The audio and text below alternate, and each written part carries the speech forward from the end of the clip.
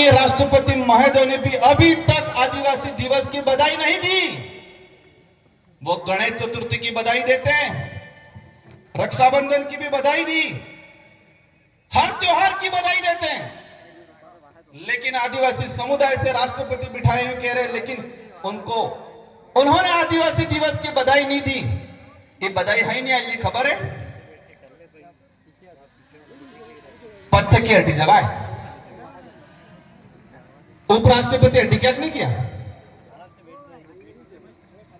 वर्तमान राजस्थान के मुख्यमंत्री राज्य स्तरीय कार्यक्रम बनाने के लिए कर्मचारियों को, हमारे अधिकारियों को, आम जनता को परेशान कर रहे हैं, वहां बुला रहे हैं, लेकिन राजस्थान के मुख्यमंत्री जी के खुद के ट्विटर से भी अभी तक विश्व आदिवासी दिवस की बधाई नहीं दी इन्होंने। देश के केंद्रीय मंत्री हैं जे.एल. उरांव, आदिवासी डिपार्टमेंट के मंत्री है, उन्होंने विश्व आदिवासी दिवस की बधाई नहीं दी। ये उनकी लिस्ट है, इन लोगों ने अभी तक बधाई नहीं दी। अमित शाह जी ने बधाई नहीं दी, प्रियंका गांधी ने भी बधाई नहीं दी, टीएडी के मंत्री ने बधाई नहीं दी, और उदयपुर वाले तो नहीं देंगे, आपको पता ही है मैं किसके लिए कह रहा हूं। ये कह रहे हैं कि आदिवासी हमने मुख्यमंत्री बनाया छत्तीसगढ़ में, छत्तीसगढ़ के 80 लाख के आसपास आदिवासी हैं, वो सारे आदिवासी विश्व दिवस मना रहे हैं, लेकिन छत्तीसगढ़ के मुख्यमंत्री आदिवासी होने के बावजूद आदिवासी दिवस की बधाई नहीं दी। ये बधाई क्यों नहीं दी? ये बधाई इसलिए नहीं दी कि नागपुर से आदेश नहीं मिला। कहां से आदेश नहीं मिला? नागपुर से आदेश नहीं मिला। जो जानते हैं भाई वो पता है क्यों नहीं मिला होगा। बधाई देने वाले भी हैं, इनको अभी कहेंगे।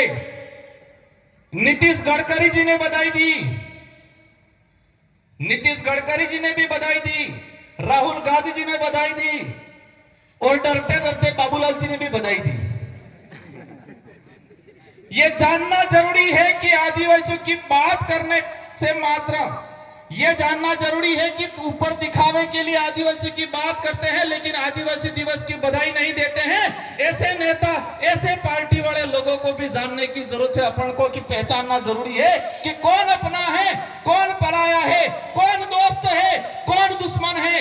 आज दिख गया है कि विश्व आदिवासी दिवस के दिन जो नेता आदिवासी की भलाई की बात करते हैं, लेकिन हमारे आदिवासी भाइयों को बधाई नहीं दी। आज क्यों नहीं दे रहे ये?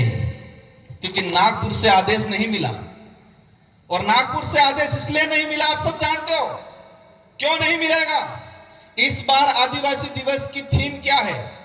1994-95 से आदिवासी दिवस मनाया जा रहा था, हर साल में एक थीम रहे, उद्देश्य रहे। इस बार ने थीम हुआ है आर्टिफिशियल इंटेलिजेंस, एआई, कृत्रिम बुद्धिमत्ता। इस बार की थीम यह है कि आदिवासी समुदाय की इतिहास, आदिवासी समुदाय की संस्कृति, जल जंगल जमीन की लड़ाई, उनकी रूढ़िगत परंपरा, उनके पूर्वजों का संरक्षण, उनका प्रचार कैसे किया जाए, और करने का उद्देश्य रहेगा आर्टिफिशियल इंटेलिजेंस, मतलब ऑनलाइन एआई के जमाने में हमारे अधिकारों को कैसे संरक्षण करना है, यह थीम है इस बार। मैं कभी कभी सोचता हूं कि आज बात होती है आत्मनिर्भर भारत की। आत्मनिर्भर नो अर्थ होता का की खबर है? खुद ने पोगमाते उभू थावू पड़े एम कई दोहा पेल कहता नहीं कहता कि खुद ने पोगमाते उभो थाय ते पन्नावम कहता नहीं कहता। तो खुद ने पोगमाते उभू थावानो अर्थ ही था कि आत्मनिर्भर। देश के बड़े नेता कहते हैं कि आत्मनिर्भर भारत बनाना है, लेकिन आदिवासी समुदाय आजादी से पहले आत्मनिर्भर था। लेकिन आज आप लोगों ने आदिवासी समुदाय को अपंग कर दिया है, परजीवी बना दिया है, लेकिन हमको दोबारा आत्मनिर्भर बनना है।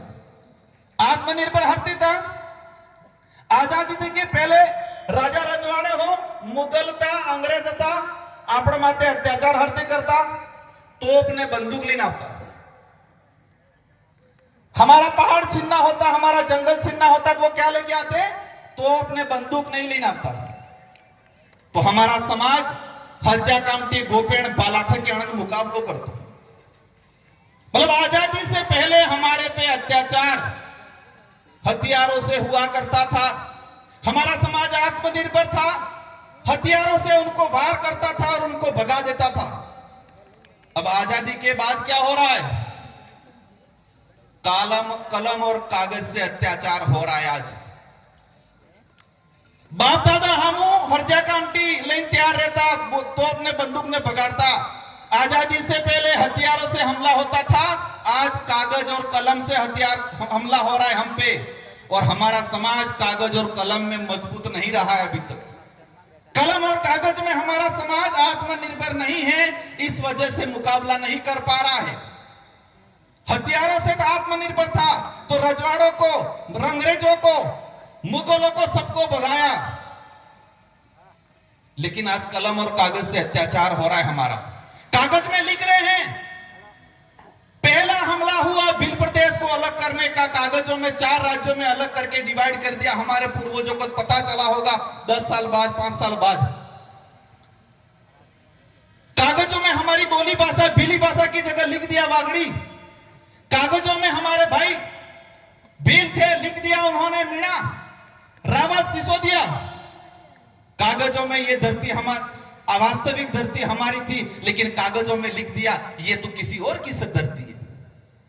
कागजों में वो पहाड़ हमारा, मतलब ऐसे तो वो पहाड़ हमारा था, लेकिन कागजों में उन्होंने वापस हमला करके वो पहाड़ छीन लिया। देन मातान डोंगरों ने बनावी बीजू नाम फतकड़ी, बनावजो ने बनावजो हुलिया डोंगरा नु नाम। तो आजादी के बाद हम पे कौन सा हमला हुआ? कलम और कागज से। और कलम और कागज से मेरा समाज आत्मनिर्भर नहीं था, इसलिए उनका मुकाबला नहीं कर पा रहा है आज। अब कलम और कागज की बात आती है, हमारा समाज पढ़ने लगा।